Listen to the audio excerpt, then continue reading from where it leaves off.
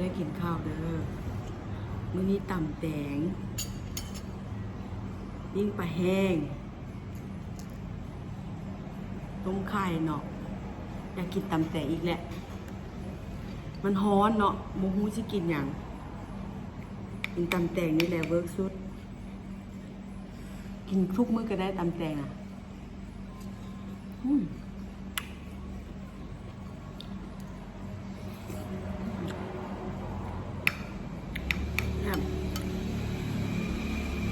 เผ็ด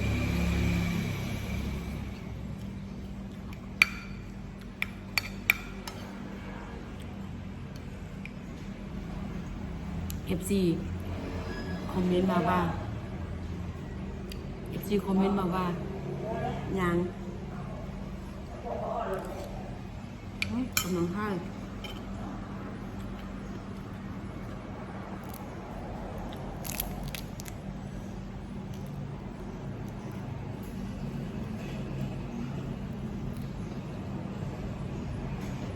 FC คอมเมนต์มาว่าเห็นตอนหิวและแห้งหิวว่ะสัน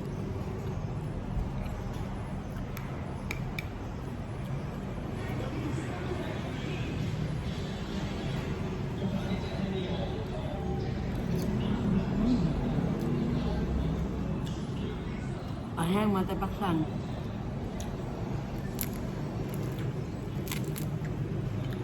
กินได้ทั้งกระดูกเนาะ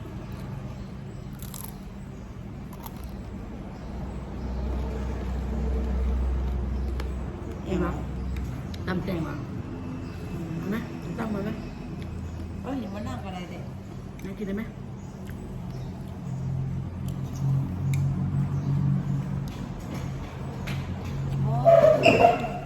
บ้วนมาก่อนเลยเอาโบนี้ดิเอาเจี๊ยบอ่ะเอาโบให้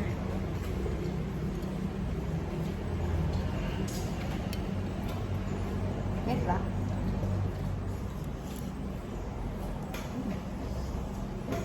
เผ็ดปะกินใจหนุ่มแซ่บกินกับข้าวจานแซ่บไหม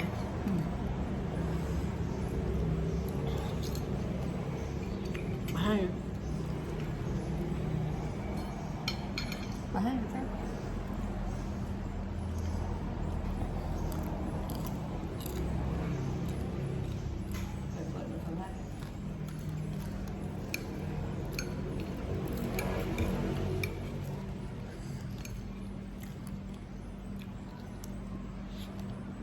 ใช่ปะ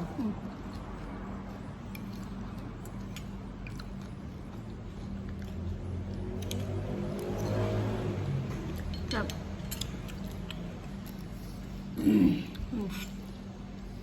กายอย่างก็เยิ้มอันนั้นมันมีอันมันเห็ดแล้วให้เลยดีนะไม่อย่างเห็ดอันโทรศัพท์มึงนะยุ่ยยิงมาในแปลงมันนางแปลกอะไรนางรู้เห็ด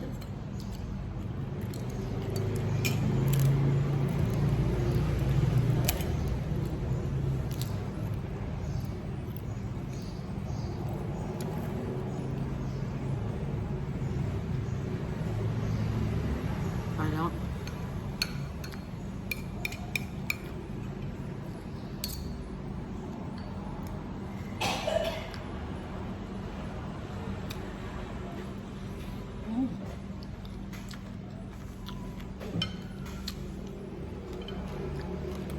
ตำแตงแซ่บ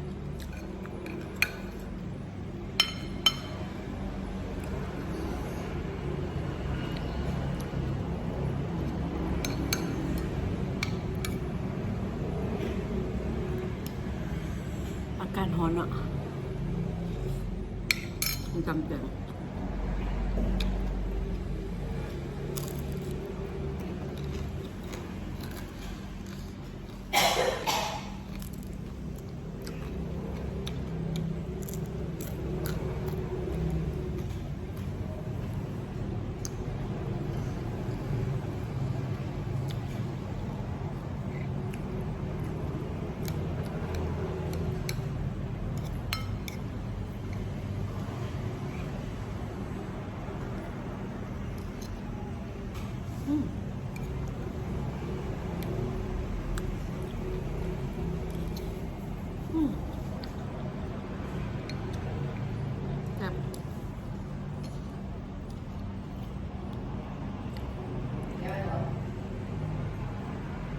ยัง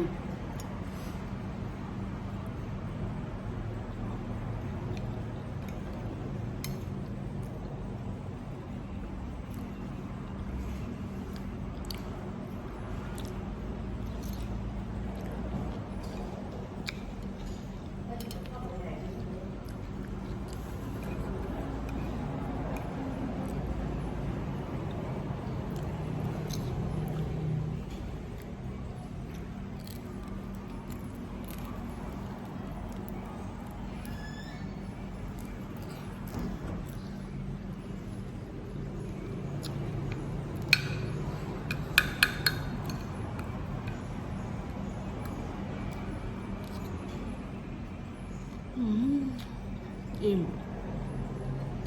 เดี๋ยวน้อยยังหมูมัด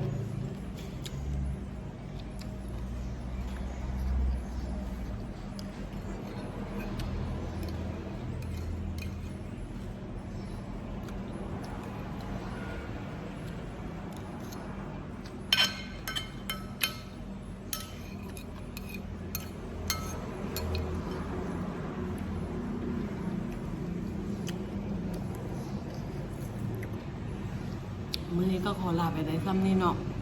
มื้ออื่นมากินให้เบิ่งใหม่อย่าฟ้าวเบื่อเด้อกด Subscribe ให้เด้อกดไลค์กดแชร์เด้อขอบใจหลายๆ